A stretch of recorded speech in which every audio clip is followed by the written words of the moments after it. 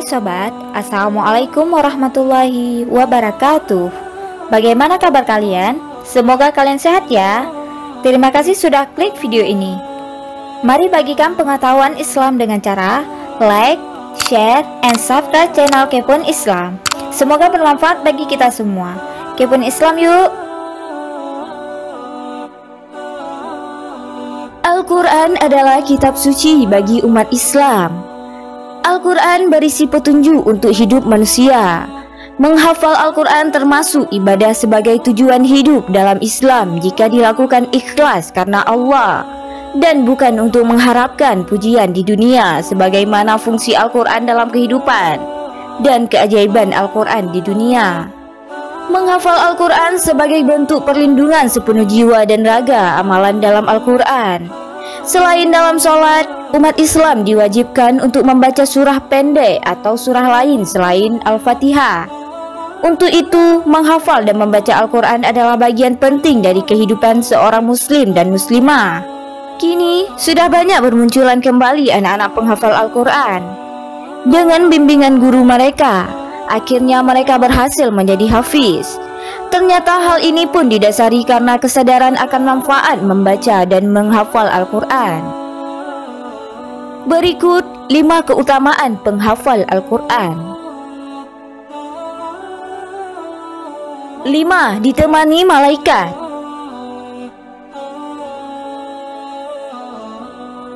Malaikat sangat terkagum-kagum kepada orang yang menghafal Al-Quran, sehingga malaikat pun berebutan kemuliaan dari Sang Maha Kuasa melalui perantara orang yang menghafal Al-Quran dengan selalu bersamanya, menjaganya dan mengikutinya.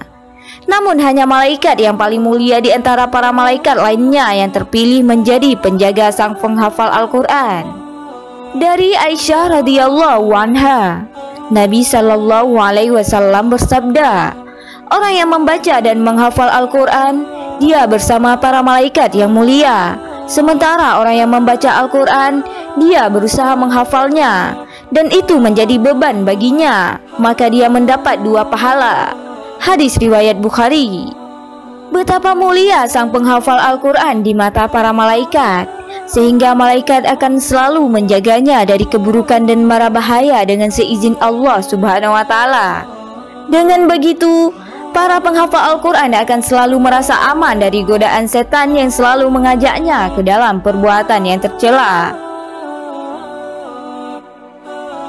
4. Di akhirat akan diberi mahkota dan pakaian kemuliaan.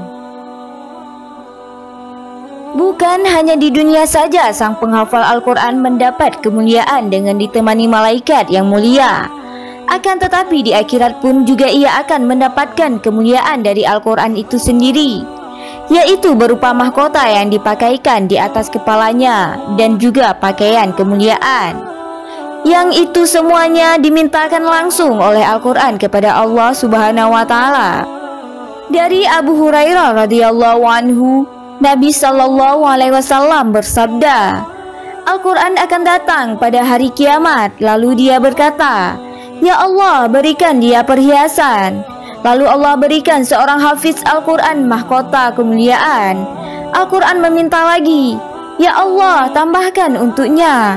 Lalu dia diberi pakaian perhiasan kemuliaan. Kemudian dia minta lagi, ya Allah, ridhai dia. Allah pun meridainya. Lalu dikatakan kepada hafiz Quran, bacalah dan naiklah, akan ditambahkan untukmu pahala dari setiap ayat yang kamu baca. Hadis riwayat Tirmizi. 3. Orang tuanya akan diberi mahkota cahaya kelak di akhirat. Ternyata tidak hanya penghafal Al-Quran saja yang Allah pakaikan mahkota. Kedua orang tuanya juga mendapatkan mahkota yang terbuat dari cahaya selama mereka beriman kepada Allah dan tidak melakukan dosa besar. Dari Buraidah radhiyallahu anhu, Nabi sallallahu alaihi wasallam bersabda, siapa yang menghafal Al-Quran, mengkajinya dan mengamalkannya, maka Allah akan memberikan mahkota bagi kedua orang tuanya dari cahaya yang terangnya seperti matahari. Dan kedua orang tuanya akan diberi 2 pakaian yang tidak bisa dinilai dengan dunia, Kemudian kedua orang tuanya bertanya, "Mengapa saya sampai diberi pakaian semacam ini?" Lalu disampaikan kepadanya, "Disebabkan anakmu telah mengamalkan Al-Quran." Hadis riwayat Hakim. Dalam riwayat lain dari Abu Hurairah radhiyallahu anhu, Nabi sallallahu alaihi wasallam bersabda, "Al-Quran akan datang pada hari kiamat seperti orang yang wajahnya cerah, lalu bertanya kepada penghafalnya, 'Kamu kenal saya? Sayalah membuat kamu begadang, tidak tidur di malam hari, yang membuat kamu kehausan di siang harimu.' Kemudian diletakkan mahkota kehormatan di kepalanya, dan kedua orang tuanya diberi pakaian indah yang tidak bisa dinilai dengan dunia seisinya. Lalu orang tuanya menanyakan, 'Ya Allah, dari mana kami bisa diberi pakaian seperti ini?' Kemudian dijawab, 'Karena anakmu belajar Al-Quran.' Hadis riwayat Tabrani. Mahkota yang di dunia sangatlah indah, sudah pasti mahkota di surga lebih indah. Bayangkan kita dan orang tua kita memakai pakaian dan mahkota kemuliaan di surga. Sungguh semua keindahan itu tidak bisa dibayangkan.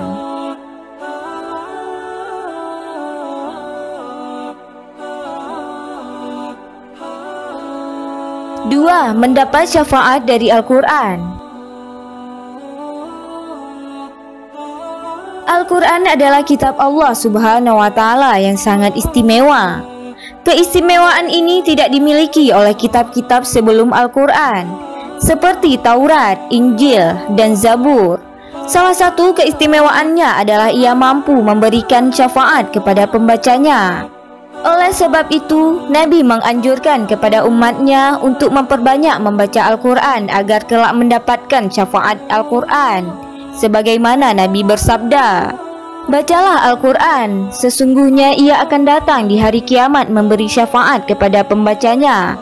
Hadis riwayat Muslim. Di dalam hadis lain, Rasulullah Shallallahu Alaihi Wasallam bersabda, "Penghafal Al-Quran akan datang pada hari kiamat dan Al-Quran berkata, 'Wahai Tuhanku, bebaskanlah dia.' Kemudian orang itu dipakaikan mahkota keramah atau kehormatan. Al-Quran kembali meminta, 'Wahai Tuhanku, ridhoilah dia.' Maka Allah meridhoinya dan diperintahkan kepada orang itu, 'Bacalah dan teruslah naiki derajat-derajat surga.' Dan Allah menambahkan dari setiap ayat yang dibacanya tambahan nikmat dan kebaikan. Hadis riwayat Tirmizi.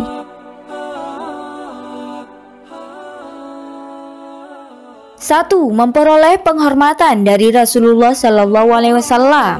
Dari Abu Hurairah radhiyallahu anhu, ia berkata, Rasulullah Sallallahu Alaihi Wasallam mengutus satu utusan yang terdiri dari beberapa orang.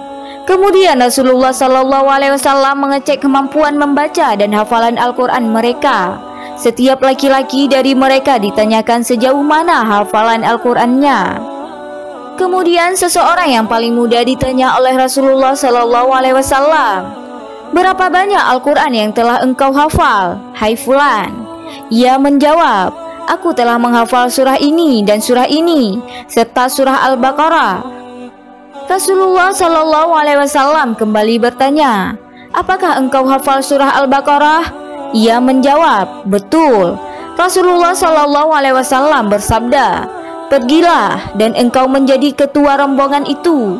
Salah seorang dari kalangan mereka yang terhormat berkata, "Demi Allah, aku tidak mempelajari dan menghafal surah Al-Baqarah semata karena takut aku tidak dapat menjalankan isinya." Mendengar komentar itu, Rasulullah Shallallahu Alaihi Wasallam bersabda, "Pelajarilah Al-Quran dan bacalah, karena perumpamaan orang mempelajari Al-Quran dan membacanya adalah seperti tempat bekal perjalanan yang diisi dengan minyak misi. Wanginya menyebar kemana-mana. Sementara orang yang mempelajarinya kemudian dia tidur dan dalam dirinya terdapat hafalan Al-Quran adalah seperti tempat bekal perjalanan yang disambungkan dengan minyak misi." Hadis riwayat Tirmizi.